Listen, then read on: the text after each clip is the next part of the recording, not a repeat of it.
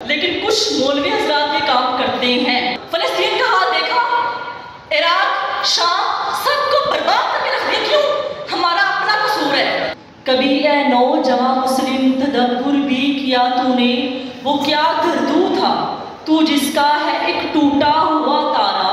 तुझे उस कौम ने पाला है आगोशे मोहब्बत में, कुचल डाला था जिसने पाँव में ताजे सरे डारा। गदाई में भी वो अल्लाह वाले थे हुयूर इतने, कि मुनम को गदा के डर से बख्शिश का न था यारा। गरज में क्या कहूँ तुझसे, गरज में क्या कहूँ तुझसे कि वो सहरा नशीं क्या थे। गरज में क्या कहूँ तुझसे कि वो सहरा नशीं क्या थे। जहांगीरो, जहांदारो, जहां बानो, जहां आरा।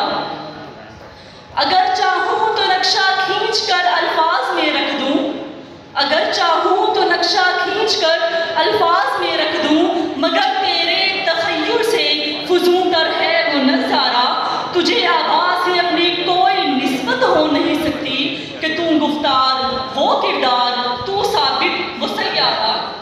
और गवा दी हमने जो इस्लाफ से मेरास पाई थी, गवा दी हमने जो इस्लाफ से मेरास पाई थी। सुरैया से ज़मीं पर आसमां ने हमको दे मारा, सुरैया से ज़मीं पर आसमां ने हमको दे मारा। अस्सलाम वालेकुम, मेरा नाम हुमैरा गज़ल है, मैं फिज़िक्स डिपार्टमेंट पंजाब यूनिवर्सिटी से हूँ। तो आज मुझे जिस मौज़ू पे लफ्ज़शाई करने का मौका मिला है वो बेसिकली मसला फ़लस्तीन, डॉक्टर आफिया सिद्दीकी है। मैं अपनी बात का आगाज़ एक हदीस मुबारक से करूँगी। रसूलुल्लाह सल्लल्लाहु अलैहि वसल्लम ने इरशाद फरमाया, ऐ मेरे सहाबा, एक ऐसा दौर आएगा कि कुफ़ार मुसलमानों के खून के इस तरह से प्यासे होंगे जैसे कई दिन का भूखा कुत्ता खाने को देकर उस पर टूट पड़ता है। सहाबाए किराम ने अर्ज़ की, या रसूलल्लाह सल्लल्लाहु अलैहि वसल्लम, ऐसा क्यों होगा? क्या मुसलमान थोड़े होंगे? फरमाया, नहीं, उनकी कसरत होगी, लेकिन वो दुनिया की मोहब्बत में पड़ गए हैं। दुनिया की जो मोहब्बत है उसकी वजह से ये सिचुएशन होगी। तो आज आप देखिए, आज का जो मुसलमान है उसमें लबादा उसका लगेगा कि मुसलमान है, दाढ़ी भी नजर आएगी लेकिन उसमें फैशन है। आपको हिजाब नजर आएगा लेकिन फैशन है। वो प्रॉपर आपको लुक जो दिख रही है वो इन एक्चुअल वो इस्लाम को प्रमोट नहीं कर रही, वो अंदर से खोखले हैं, ईमान नहीं है, ईमान की कमजोरी है। बेसिकली आज जितनी भी यहाँ स्पीच हुई वो सब कुछ जो डिस्कस किया गया, जो बताया गया, सब कुछ मैंने करना था, बट मेन चीज़ ये है कि हमारे करने की कौन सी काम।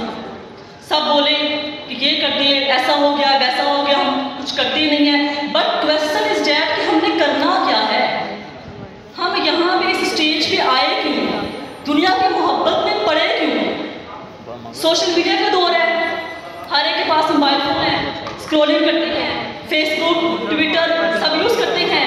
मेन इशू यहाँ से है, ड्रामा इंडस्ट्री, फिल्म, हर चीज़ हमने देखनी है, यहाँ से बेस जो थी ना वो ख़राब हो गई। फिर एक अंग्रेज ने बात की, उसने कहा कि दराज कर इस तरह से इसकी खुदी को कि हो जाए मुलायम, तो जिधर से चाहे फेर दो इसको। मतलब उसका क्या था, मेन चीज़ ये है कि अंदर से जो आपको इसका स्ट्रक्चर है वो दबा कर दो, और बाहर से चाहे सलामती उसकी नज़र आए, वो मुसलमान है, जिस गेटअप में भी है उसको रहने दो, लेकिन अंदर से उसको मार दो। बिल्कुल ऐसे ही जैसे एक हमारे पास कोई लकड़ी है, हम उसको ज़रा सा टच किया, उसको ठोकर लगाई, वो टूट गई, अंदर से क्या था, वो दीमक चाट गई थी। बिल्कुल ऐसे ही आज मुसलमान का ईमान, उसकी ये सिचुएशन है कि हमारे अंदर कुछ है ही नहीं, हम खोखले हैं। और बेसिक उसकी वजह क्या है, मैं अगर आप चंद वजूहात उसकी बताऊं ताकि हम भी हर बंदा अगर पर्सनली उस चीज़ पर फोकस करे तो हम शायद इन चीज़ों से निकल सकेंगे। हमारे यहाँ सबसे पहली चीज़ खुदगर्जी है, मैं आगे निकल जाऊँ उसको ना जाने दूँ। और माजरत के साथ इसमें हमारे जो इस्लामिक स्कॉलर्स हैं, जो कि यहाँ पे अहले हदीस के भी मेंबरान में से लोग आए और अहले सुन्नत जमात से भी हैं, हमने ये देखा कि मुस्लिम कम्युनिटी के अंदर जितने भी फिरके हैं उनकी आपस में नहीं बनती। जब उनकी आपस में नहीं बनेगी, हम आपस में मिलेंगे ही नहीं, तो बाहर से कैसे लड़ेंगे हम लोग। हमारे अंदर जो पावर थी ना वो खत्म हो गई। जब अंदर ही स्ट्रॉन्ग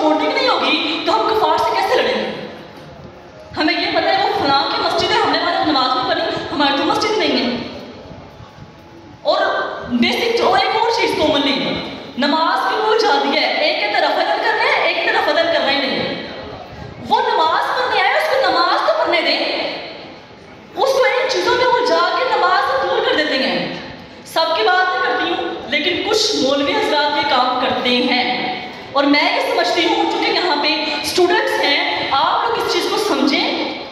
आप लोगों का जो वे है थिंकिंग का वो डिफरेंट होना चाहिए। आपको लॉजिकली हर चीज़ को लेकर चलना चाहिए।